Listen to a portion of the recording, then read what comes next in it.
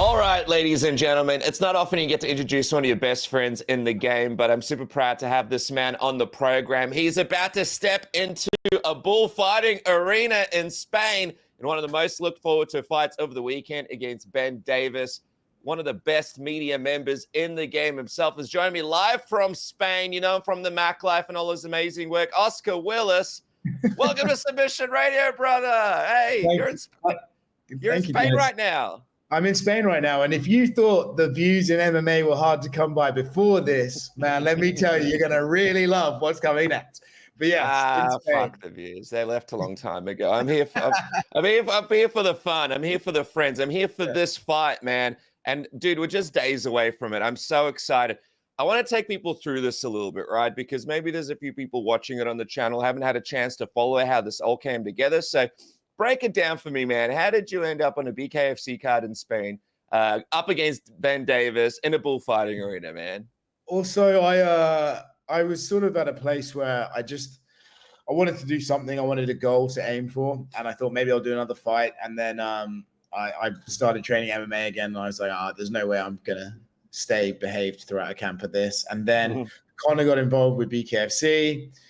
And then I suddenly just thought, I was like, well, I could do that. And that would be scary enough to keep me in camp. And that would be cool. And if Conor's involved, then maybe that's a good way to sort of get myself out there, because the opportunities to boost your profile as a media member are decreasing by the day. And then, so I hit up BKFC, and they were like, they were sort of into it. And then because I'm English, they didn't want to do it in America. So they were like, well, we have a card in Spain coming up. And that just turned out to become this mammoth card that they really want to push. So very lucky to get on the Marbella card. I think they probably would have rather me fought in, like, you know, Midtown Chicago or Canada or somewhere really random. But I ended up on this card, and I proposed Ben Davis. I called Ben and said, would he want to do it? And he said yes, because he loves a bit of clout too. And I managed to negotiate the deal with BKFC, and we got it done basically in the end. Yeah, man. Well, listen, Ben is a nice boy, so it's good that he was keen to do it. You've been preparing. Keen is not the right word. I mean, I had to lay the case out why he could consider it, but yeah, he did say yes. He mentioned there was some money, there was some content opportunities. There's probably a couple of turtlenecks involved as well. Yeah, I just saw on his story that he's delayed. So he's going to be super jet lagged, which is awesome. Happy about Perfect. That. I called up the airport, a few bomb threats. It worked perfectly. Perfect. Listen, anything it takes, man. Ben understands, you know, it's all fair in love and war, but I see you've been training pretty hard. I just want to show some people a couple of fun, a bit of foot training footage if they might have missed it. Let's check it out. A warrior knows anger is not his friend. A warrior appreciates the tranquility and reverence of life. A warrior is never far from a gardener preparing for peacetime. Know that anger is not your friend, warrior. Instead, focus on the law.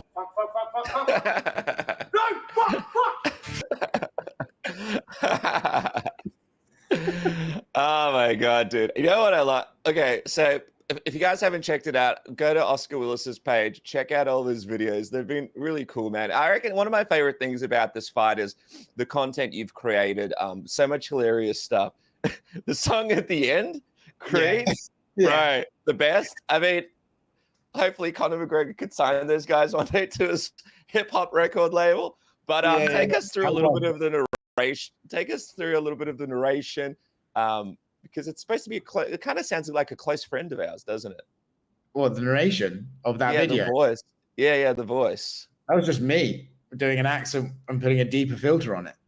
That's all it is. I was trying to be Liam Neeson. That's what I was going for. And originally originally I wanted Brett to do it.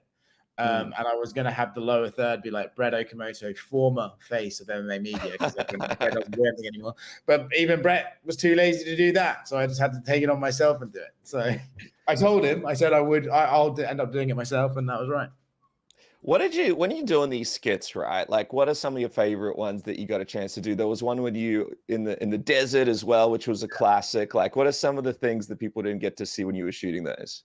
Well, Ben and I actually shot one together in a pub where he like beat me at Uno and Hungry Hippos and all this sort of stuff. And he said, "Oh, is there anything you can beat me at?" And then that's how we ended up in the bare knuckle. But the ones I did sort of elsewhere were really kind of like quite well produced, and that one was a little bit sort of lower quality, so I didn't end up posting it. It might end still going up this week, but I just really enjoyed it, man, to be honest, because despite what some of our colleagues think, what we do for a job is not that hard. When you go and cover the event, like you basically push a button on the camera, you ask a couple of questions, and you push the button again.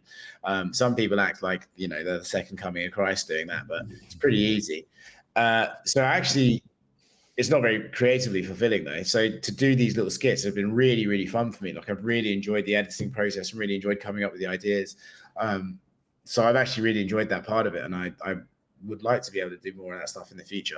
So maybe I'll have to fight again just to do it again. But yeah, no, the skits have been really fun. And the way people react to them has been awesome too, because I just need that dopamine hit of likes on Instagram, so when I get more.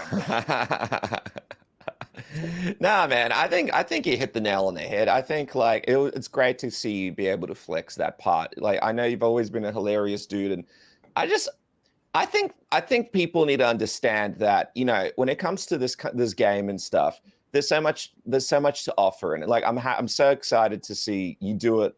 This weekend at BKFC, you got Dan Hooker coming down as well, cornering you. Obviously, I got the Pub Talk tee. Pub Talk fan till I die. But what does it mean for you to have him down there? Like, what was his reaction? I know you've posted some videos where you've sort of mentioned it to him, and you guys spoke about it in Perth a bit and stuff. But what was his reaction when he found out, for those that might have missed it, that you're doing it? And like, what has it been like, this journey with him going into it? Because I imagine he'd have a few tips here and there. You guys hung out a little bit in Vegas, so you'd have little tidbits here and there. Even the team. He's been awesome, man. But I was actually at a house party, and I just FaceTimed him to tell him, and then immediately he said, "Well, what does he weigh? I'm coming. I want to be there. Can I call you?" It was that was his immediate reaction, and I sort of thought maybe he was just saying that because it was so far. He actually doesn't know this, but if you Google furthest city in the world away from Auckland, it is Marbella, Spain. He's literally flying to the furthest point on planet Earth that he can come to. I don't even think he realizes that. He will when he's halfway through the journey. But obviously, for someone to do that to you, for you, it really means a lot.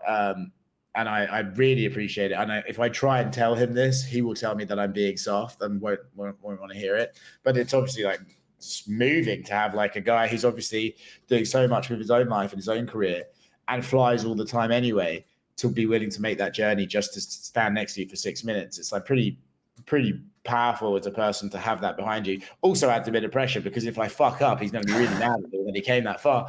So that's been really cool. And in terms of advice, he came to Vegas, and we watched my old fight, and then we watched some clips of me training, and he pointed out stuff like right away. He was like, "Oh, you don't really go right, you only ever go left." And then he came and watched me spar, and I got hit with the left hand. He went, "Oh, you got hit with the left there," and then I got hit with the right. I went, "Oh, that's both sides. That's not good. We need to work on that." So it was, and then at the end of the trip, he went, "You know what, mate? If you shit, it's okay. Just try and get really fit. And if you can't do that, we're gonna have some trouble. But give it a go." So yeah, he's fun. He's a unique supporter, but he is very supportive in his own way. Yeah, well, I mean, it's pretty cool though, man, because like you guys started, Pub Talk, and now it's kind of almost full circle, right? Like he'll be walking you out to the bullfighting arena. What are you expecting from Dan as a cornerman, you reckon? Depends what sort of mood he's in, really. I think I don't know. He made it quite clear that he's gonna shit talk Ben and Ben's coaches the entire fight.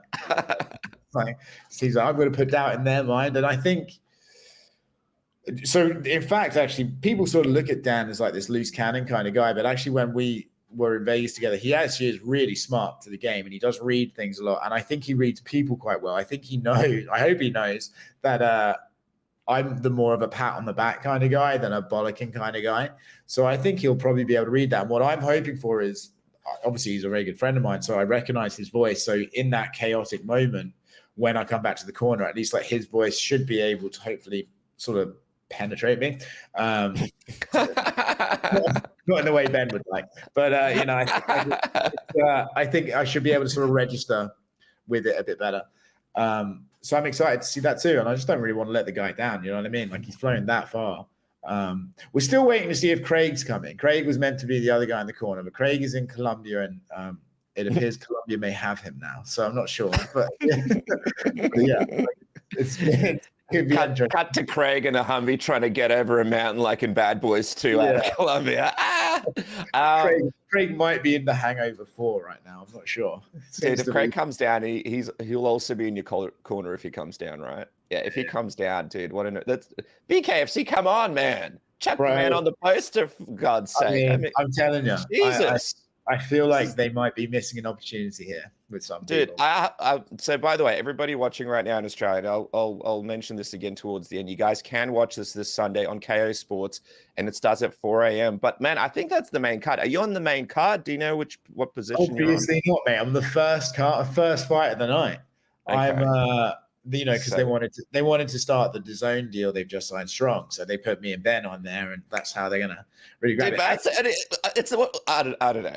To me, it's like the biggest fight on the card. I don't know. I don't know. You know. But so we're the first fight. So we're actually the prelims for BKFC are streamed on YouTube, so it's even easier for people to watch. Okay. So that would be kind of like 1 a.m. probably here in Australia on a Sunday. So what did you say it was? It was 4 a.m.? 4 a.m. for the main card. I think it's 2 hours before the main card. Okay, cool. Yeah. So it would be about 2 a.m. Sunday. All right, great. Just stay up, get on it. It'd be great. Dude, that's perfect, bro. It's better than watching fights sometimes like 11 a.m. in the morning here. You know, you can get on it and watch it at the pub. It'll be great. Let's talk about Ben as a fight, man, because you like the guy. I think he's a nice guy. Obviously, he does. What I like about him is, he's a hard worker. He's one of these guys in the MMA industry that works hard. That's kind of a rarity these days. We'll talk about that a little bit later. But obviously, you got to put all that aside when you go into that bullfighting arena. I've had the pleasure of sharing a few rounds with you, man, and you hit super hard. So mentally, how do you make that switch, like, as you go through the fight week with them? Obviously you like him, but at the same time, when you step in there, it's every man for himself, and things get serious when you're in a bullfighting arena in Spain. No, that's not really going to be. I mean, I'll tell you, I can tell you this honestly. So I flew from Salt Lake City, the UFC, to here. It was like a 16-hour journey, and I wasn't able to sleep. So all I could do on that flight was sit staring at the back of a chair, thinking about a bare knuckle match I was about to have.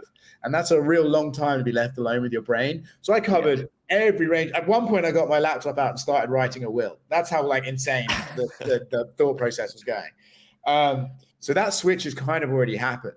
I think Ben and I had a lot of plans for week content. I think maybe both of us are going to be too busy, especially if he gets in there late. So maybe the next time I see him, we'll be at the weigh-ins and we face off. And at that point, it's sort of the game's on, really, isn't it? So I anticipate that not being an issue for either of us. I think Ben, you can sort of say he's a friend, but when you're in there and you're swinging punches, it's not like you're going to swing them any less hard. You're going to be adrenaline fueled and the chaos is going to be there, and Dan's going to be calling you a pussy. You're going to start swinging. So I think it'll be 6 minutes of pause, and then right after I'll love to grab a beer with him and talk it over and all that good stuff. But yeah, in terms of, I like him, I'm a bit nervous about it. I'm not worried about that. Interesting thing about Ben is, the good thing about him here is it's actually a good fight, because watching his previous fights, he likes to move forward, right? Like, he's a guy that likes to actually bring it. And you're a guy that likes to move forward too.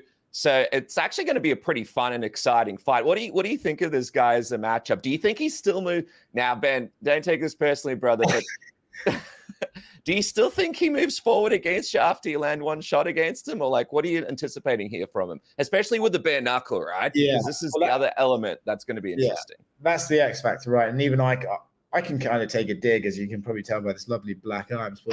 But I made a joke to Ben that it'll be it's funny that I'll get better at my job for being able to relate to all the CTE I'll now have. And he did not seem excited about getting brain damage at all. So I'm not sure how far he might be willing to go in compared to me, because I don't really care, I guess. So it is interesting. I know that I can't fight backwards. I can only fight forwards. So that's the way I'm going, because that's how I'd win. So if he wants to meet me, then that just makes everything end much quicker, and that would be nice for both of us. Either way it goes, get back another pint. Did you put me and Casper into your will, by the way, when you're riding it on the plane, or what do we get? You know, I think for you guys, it's like, you know, the love is much more than material possessions. That's it. I'm calling up Bane. Nah. Hey, by the way, cool news as well. Engage. You'll be wearing Engage walking in there, right? Shout out to Ash and the boys. That's cool. Can you reveal what kind of stuff you'll be wearing? Is it going to be a surprise on the? I mean, anyway, like, listen, if you saw my first fight, you know, I'm undefeated in leopard print, so why change a win formula? You know, so they are boxing shorts, but yeah, Ash came through, got me those sorted, and I'm actually there. It's pretty pumped to get them. It's pretty cool. It's fucking. This whole thing's weird, mate. You sit on like a boxing shorts with your name on it, and you're like, oh, I'm about to go have a fight shirtless in a coliseum in front of drunk people. It's wild. Yeah, I mean, speaking of drunk people, I mean, Conor McGregor is going to be there. I saw on the stream, but I'm sure he won't be drinking. I saw on the stream, he actually mentioned your fight, the fun stream we saw the other week. It kind of seems like he's excited. It's going to be interesting though, having him there for this, right? Like, I know you've covered a lot of his fights. Obviously, he has a lot of respect for the great stuff that you've done, but pretty cool to be able to step in there in front of him, right? And for sure. For sure, and that's like what an opportunity that is for both Ben and I, right? To have the biggest name in sport sitting there watching us. That's huge. That's really huge. And I think he's invested, not just because of me, but he's invested in his product, which is BKFC. He wants it to be the best. So I think if both of us go out there and put on a shit show, he won't be very best pleased. And I'm sure he won't hesitate to let me know that either. I think I'm going to interview him this week before the fight, and everyone talks about how excited he is and all that sort of stuff. That's just like legitimately the guy's passionate. You know, you saw his tweets when he was watching Pereira versus Roundtree the other night. He's as passionate about bare knuckles. So I'm kind of excited to speak to him this week, to hear him talk about the product and why this sport is so good, and use that as motivation to take it into my own fight. So I'm not kind of shitting it as much as you might think. So I can at least look at what he finds exciting and sort of gain that for myself, you know? But yeah, having him around is obviously huge. It's cool. It's this whole thing is a unique experience that I've basically forced myself to take. It's basically a complete, like, once in a lifetime opportunity. And luckily I've managed to ramp it up to where it's ridiculous. I have a UFC guy, you know, potential title contender in my corner. I've got a drug addict on the other side of the corner, also good at jiu-jitsu, and Craig. And then Conor's going to be sat there ringside. Like, it's pretty large for what is essentially two amateurs fighting, I guess. Dude, it's awesome. Like, Conor McGregor, dude, one of the things about him is, like, there are guys in the boxing gym over here and they watch his footage just to get amped up. So just to have him there, man, like, come on, there's no, like, we've all been in the shower coming out pretending we're Conor McGregor, you know, in our minds after watching him do his thing, and him being there, dude, it's going to be incredible. And by the way, like, I love what he's doing as well with Greenback Records, because he's taking kind of artists that I loved that kind of haven't really been used properly for a really long time, and I feel like they're going to get like a second life, and there's going to be like a after party, right? Like a pretty crazy after party that people will be able to enjoy in Spain, right? Yeah, so I believe once the fights are over, they turn it right around, and his acts from Greenback Records, including Exhibit, will take the stage. And that's and as long as I'm not too concussed, I will certainly enjoy it. But and even if I am, I'll probably still attend. But yeah, no, that's like a fun extra thing. And I think it's interesting, right? You always see these boxing events that have music acts throughout, and I think everyone gets a little bit upset with, I'm here to watch boxing and now I'm watching a rapper. The fact that they're having this after, I think it's like extra fun. And sort of not as invasive to the BKFC product, and that can be a bit of a gamble. So they've kind of done it right. I know personally, there's a guy, Dizzy Rascal, is going to be there, and I love Dizzy. I was a huge fan of him growing up, named my dog after him. So I'm very excited to see him and drunkenly tell him that, and probably try and hug him against his will. I just want you to perform bonkers with him. You, Dan, him doing bonkers. I would Craig in the back. Try to hang in there. That would not take much convincing for me to get up there. Sure. Yeah, man. I know me and Casper would love to be there. We've got to be next time if you have another one. Do you think you'll have another one if things go to plan? Do you think you'd do another one, or is this kind of one and done for you? Just kind of experience it from the perspective of what you got a chance to do going into it. After the MMA fight, I didn't think I was going to do it, and then I just got kind of tired of the grind and wanted something different. So maybe that would happen again. But I'm also like 33, so it took 2 years. What would I be 35? And then I think, you know, having Dan in my corner, potentially having Craig in my corner, Conor being there, the big beat Marbella card is like the big sort of start of a new era. Israel mentioned me on Joe Rogan, like that stuff. Yeah, that was cool. That stuff's not going to happen a second time. So I think this is as big as I can realistically get it. And so, and it's been genuinely really nice having all that support from people I really love and care about. So I probably wouldn't do it again just because it would never feel the same, you know? I mean, I'd love to. Unless they offered me, and I'd do it for money. Of course, it's prize fighting. But dude, I'd love to see just, and this is just me personally speaking, like on the broadcast team for BKFC, or like doing more skits with fighters and doing more stuff like what you were doing going into this fight. Like, dude, I feel like you're an untapped resource. There are a lot of fools out there that are not maximizing the opportunity of getting Oscar Willis onto their programs or whatever and getting you to do some of this stuff. So at the very least, I think it's going to show people the opportunity they've got to potentially work with you in the future, which I'm super excited about because this stuff has been awesome. Yeah. And you've done this basically off your own back. It's not like people are like, hey, Oscar, let me come and do this thing for you, bro. All this stuff you've written out, basically yourself, you and Ben have figured out yourselves. You know what I mean? You guys have really gone the extra mile here, and it's been super impressive, where we've just seen people just be like, oh, I don't care, man. I'm just going to just do whatever. Who cares? No one cares. People don't get the game like you guys do. So it's awesome that you were able to do it. Thank our sponsor, MANSCAPED, who makes it possible for Submission Radio to stick around and bring you these interviews that you guys are enjoying. 20% off at MANSCAPED with the code word submission at manscaped.com and free shipping. And I want to talk to you about something a little different today, and that is their amazing Beard and Dome bundle. That features the Dome Shaver Pro and the Beard Hedger. What is the Dome Shaver Pro, you ask? Well, it's a little beast that comes with 5 premium rotary blades optimized specifically for head shaving.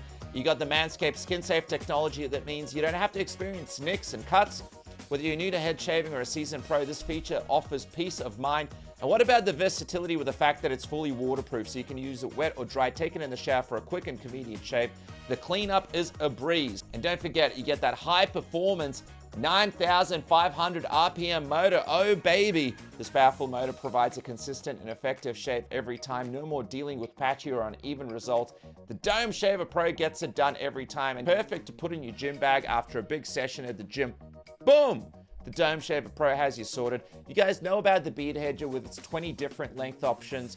It's the perfect companion for sculpting and styling your facial hair with ease.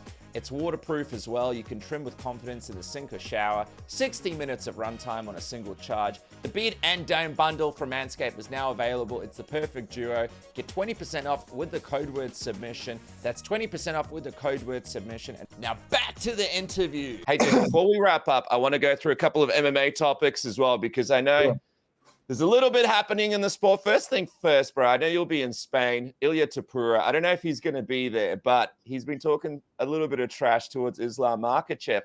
What do you think, dude? Good idea or bad idea for Ilia now to trying to dip in to potentially moving up and trying to get this feud started with Islam? It's interesting because Islam's kind of like, hey there, big dog. Don't overstep any boundaries. You're not gonna like what happens here. And Ilia's a little bit okay. Like maybe I should calm down a little. But do you think it's a smart idea right now for him to be doing this?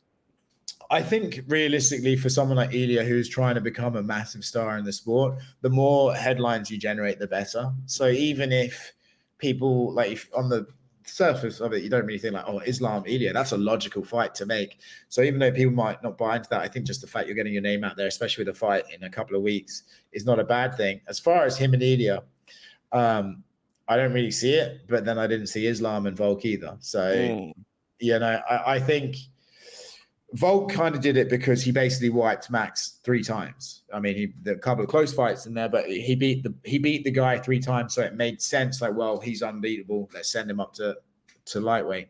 I think obviously Max is a ridiculous fight for Ilia. That's a really hard fight. But if he were to beat Max, I personally, and I think other people would still want to see a rematch with Volk because I think Volk earned that rematch. And then after that, if he beat Max and Volk sort of back to back to back, I would have no qualms with him going up to lightweight. Dude, imagine that. He's got a few killers there before he can reach that level, but I guess it's good for Islam to have people to fight, because right now there's Islam's always moaning that he's only fighting featherweight, so it must be quite tricky for him if it's like, oh, we'll throw Ilia up towards you, So I don't know how that plays out, and I feel like from a pay-per-view perspective, like how big is Ilia over there? You've been in Spain just a little bit, but have you noticed, like, is he noticeably big over there, or is it kind of? I wouldn't be the right guy to speak on it, but a lot of, I think, American media see Ilia like at the Real Madrid stadium or with Sergio Ramos and sort of take that to mean that he's a really big deal. I don't know if it translates necessarily. And also, realistically, it doesn't matter a fuck if he's a big star in Spain. If the Spanish don't fly to America and make him a big star there as well, it's not going to translate into pay-per-view buys for the UFC. And so they won't push him as much as they did, perhaps Conor did with the Irish support that he had. So you can go to the Real Madrid stadium all you want. You still need to be a big deal in America. And the real way he will do that is by getting the wins over these big guys, I think. So I can't necessarily tell you if he's a big deal here. I do just think he's got the right idea. So now it's about the execution and getting the wins behind him. And then I think he will become this big star. Yeah, and the style that he's got as well, right? The way that he puts people out. How could you not beat? Let's talk about Alex Pereira just quickly, dude. What did you pick up from this UFC 307 fight watching him? Because for me, what stood out is this is a guy I feel like that's taken advantage of the UFC system, potentially the best out of anyone I've ever seen, to sort of maximize his star potential and understand what it's all really about. Like, I feel like we've seen champions come in that just don't understand how to work the system. They'll come in, they'll have one or two fights, maybe one fight a year, and then they'll lose, and then they're kind of gone. Whereas I feel like Alex understands it's about making money, and it's about making as much of a splash as you can while you're still around. Yeah, I think that, and I wonder if maybe his age is what gave him that attitude, right? He's 37. I think he's 11 days older than John Jones, I think, because I just read that something, or one or the other. But maybe because he came in so old, he did have the fast track to Israel, but maybe that sort of played on his mind that, like, wow, I need to get these fights rattled off. And obviously in kickboxing, they do that anyway. But yeah, as far as in accordance with your point, it's nothing like it. It's easy sometimes I look at Alex and I'm like, well, Jan Blachowicz did take him down. He did manage to win the fight, but it does seem to me like there is a hole in his grappling. Naturally, there would be. So we kind of do need to see that answered. But then I was sitting there at the weigh-ins for this last fight, and they're playing all his highlights on the screen. And when you see the names he's beaten back to back in the way he's beaten them, he is an absolute freak of nature highlight reel. He's one of those guys that you just cannot miss him fight. Like just head kicks, left hooks, everything. So he's in the cage, one of the most exciting guys. And I would agree with you that he's made that happen for himself by just realizing his window of time here is probably quite short. So he better optimize it as much as he can. He seems to really get that as much as anyone else. Yeah, obviously Ankalaev will probably be potentially kind of in his future if he wins the UFC 308, but it's like Ankalaev will probably come in and beat him. So if it was up to you and you're trying to maximize this Alex Pereira run, who do you think you'd put him up against next? Because it's kind of like, yeah. Yeah, if it was up to me, there's sort of two ways you go for it. If you're going for because let's say in this scenario, we want Alex to remain champion, right? Ankalaev is the trickiest matchup for him due to the grappling. And I think it's not unfair to say that the UFC probably don't want another grappling champion right now. They just got Merab and Bilal back to back. I think people would cast aspersions if then they suddenly got Ankalaev on top of that. People would start decrying the state of the sport and stuff. So you probably want to keep him away from that. In that case, if Sean loses to DDP, I would be interested in seeing Alex go down to 185. That would be pretty wild. Him and DDP would be a very fun fight. I watched your interview with DDP's coach the other day. Seems like a smart guy. Seems like they see holes. I'd love to see that fight. And even just the sort of spectacle of Alex getting back down there again if he could. For me, though, if John and Stipe happens, and they both retire, which seems to be the case, I would love to see Aspinall versus Pereira for the vacant heavyweight title. I think that's probably about as big a fight as you can make in MMA. Is Pereira moving to heavyweight, 3-time world champion attempt? Don't know if anyone's even tried it before, or certainly no one's ever succeeded in it. That versus the guy that, is sort of the champion without being the champion because of John and everything like that. I think that would be mammoth, and that would be the way I'd like to see it go, because that fight right now is unbelievable. Like, Tom seems unstoppable. Alex seems unstoppable. What a crazy sort of matchup that is. Whereas if you have Alex sort of lose to Ankalaev, then everyone's going to think, well, if Ankalaev can beat him with grappling, Tom can beat him with grappling. That fight suddenly no longer is interesting. Right now, the X factor is right there. That's sort of the time I think you should capitalize on it. So you wait for John and Stipe to play out and then try and book that fight December. Dude, I think, and I think Tom deserves it. It's like what you said. It's like, if you're going to have Alex lose to someone and build someone up, do it with Tom, man. Build up this heavyweight killer that took out Alex Pereira. And also at the same time, you've got that bigger fight there. Like, Ankalaev, he's going to be the champ eventually anyway. I think you don't really need him to be beating Alex Pereira at this point. But you know what I mean? Like, anyway, we'll see what happens there. Another quick one is Kamaru Usman, man. I was talking to Ali Abdelaziz about his future and what could be next. It's an interesting one. It's like, he definitely should not be getting a title shot next. But if he's not, there's a few killers out there that he'd have to fight. You got JDM here in Perth. You got some other guys floating around the division. You got Ian Garry's and all that kind of stuff. Who do you think you give Kamaru Usman if he is in fact going to continue in the welterweight division? Yeah, so it's a good question, because if you're Kamaru, you're looking for the fastest way back to the title, right? So that limits you to a certain category of fighter that you'd be willing to accept fights with. The top of that list would be Shavkat, who's probably fighting for the title. So you can't have Shavkat. Okay, so then if you're Kamaru, your next logical step is going to someone who's got a region behind them, like JDM, as you said. That sort of maybe makes sense, but then I think if he beat Jack, he would get a title shot off that. So that's probably the fight left. But then again, Ian would be the louder fight, right? So he does have options. I think it's, for Kamaru, the biggest thing is going to be timing. I did hear him and Bilal got into it a little bit on this podcast and never got released. So there is some beef there and probably some footage there that the UFC could use, and they're never shy of doing that. So I don't think he's far from a Bilal fight based on his pedigree and stuff. But he does need one more win. And I think you could do a toss-up with Ian and Jack, I think. But it depends on which way they'd go. But yeah, those are the two names. There's no one else, really, for me. Dude, it's interesting because you got Leon Edwards. He wants to fight again. It's like, do you give him more of a layup and kind of do like a Masvidal thing, or do you do like an Ian Gary thing because those guys have heat? You know what I mean? But then, and you got the contenders in Gary, and you got Gary floating around in JDM. It's like, do you want to ruin that? You know what I mean? By like putting up, let's say, some difficult decisions need to be made in the welterweight division. Another difficult thing is, man, the interest in MMA the last couple of months, right? Like, dude, I gotta say, and just being open about it, like, a lot of cards, right? A lot of cards are the apex. Some pay-per-views where maybe fans aren't as emotionally invested in some of the matchups, like UFC 307. It turned out great to see Alex Pereira have the war with Khalil, but going into that, man, you couldn't buy people's interest in watching some of the interviews when it comes to like other people on the card, right? For sure.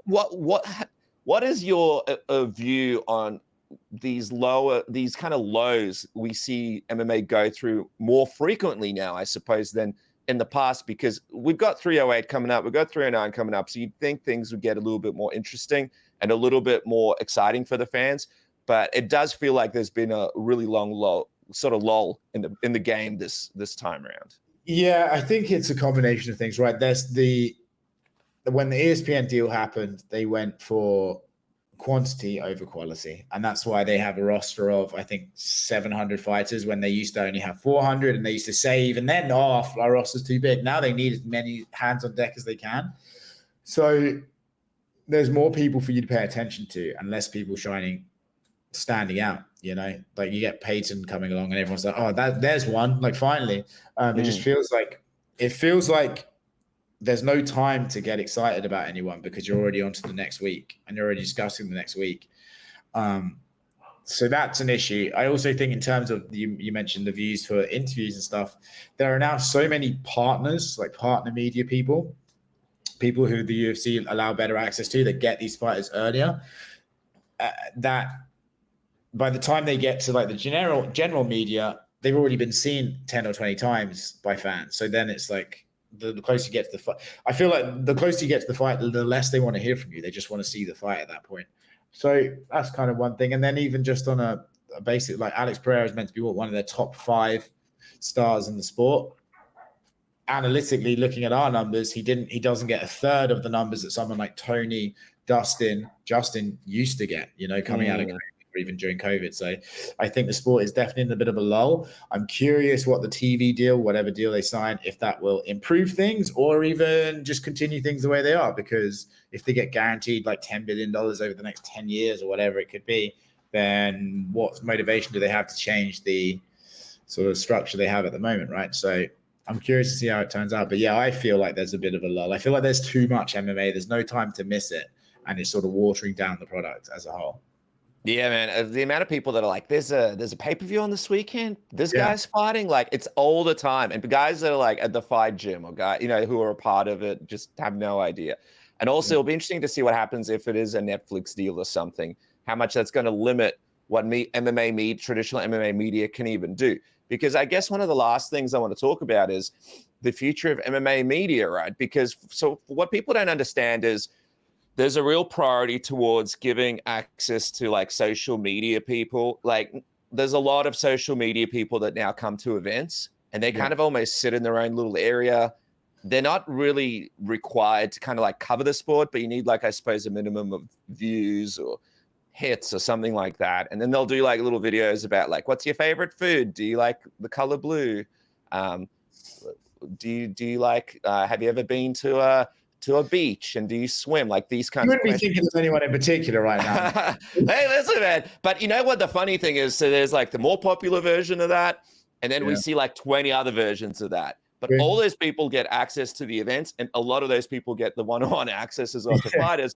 And MMA media, and by the way, man, like you're the best guy at like covering these events and you're the smartest mind when it comes to still making it work for YouTube. But MMA media, like there's no longer one-on-ones during the media days.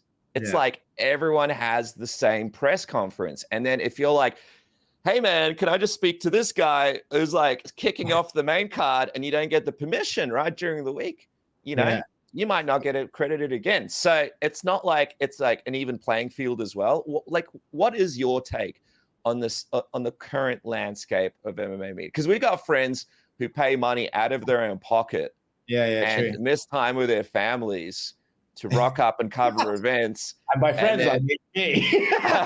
No, dude, because you kill it. You kill it. But there are guys that, No, I think you hit the head. It's a bit depressing to talk about, but you hit the nail on the head. Like I understand why the UFC do it this way, right?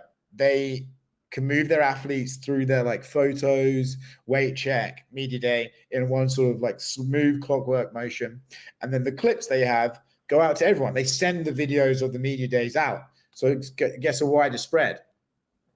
It's almost their content that everyone has. So I understand why the UFC do it. For us, it's obviously very limiting because it sort of conditions people into consuming that sort of content and not really looking or requiring anything else. So it's as easy for me to, if I'm a fan, it's as easy for me to watch Masvidal Scrum press conference style as it is for me to go and watch like 5 different one-on-one interviews he's done to try and get the full narrative of his fight that week. And in that case, it means that someone like me can't set myself up as an interviewer that you must tune in and watch. We all remember the days where Ariel and MMA Fighting were going and crushing those media days. And every time Ariel did an interview, it doesn't matter who it was with, you'd watch it because it's Ariel. I think those days are kind of gone, and it's a shame for us who wants to like be recognized for having a specific style or something like that.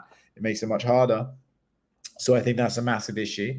And then, as you alluded to, the partners or the influencers that they allow in with better access, that's all well and good, but you're slowly kind of killing off the core media who do the press conferences and ask the press conference questions for you. And I wonder when or if they will feel like there's a tipping point that they do need to do more to preserve the core media, or more likely they just think, well, fuck, we don't need any media at all. We can just have our own media and put out the same shit and you guys will just consume it anyway. It's not like the lack of the old media days has hurt the UFC. So I imagine we could get to a point where the UFC don't even care about media being there, but that would be sad. Yeah, we all know Dana when it comes to John Jones and pound for pound media members, but I want to know, like, are we also driving people to rock up to press conferences and tell Nate Diaz that he's going to get knocked out as their idea of covering media? Because can you imagine if that happened back in the day when we were getting started? I'm pretty sure John Morgan and a couple of the boys would take us out the back and just beat the crap out of us. And we deserve it, brother, right? Like, that is not... Back in the day, you go in there, you show respect to the guys, you work hard, and you work to be in that room. And when I see a guy go, hey man, I'm just from like some weird TikTok channel. I just want to know how badly is it going to hurt when you get knocked the hell out, man. Yeah. And he's still sitting there in the room. I'm like, this is crazy, man. Well, this is insane. It's also another thing that I've just thought up now. Because you have everyone, there's no one-on-ones anymore. There's no like ultimate media day style as where they'd have a fighter and you could revolve around talking to them. It means that like these younger people coming up, the only opportunity they have to practice and interviewing or talking to people is at those media day press conferences. And then realistically, there is a bit of a hierarchy with the people who've been there longer asking the questions. So by the time it gets to them, all the good questions are gone, or usually all the fucking same questions are gone. So then that's why sometimes at these press conferences, you get kind of fucking wacky questions at the end. It's because they need to do something. Otherwise, what the fuck's the point of going?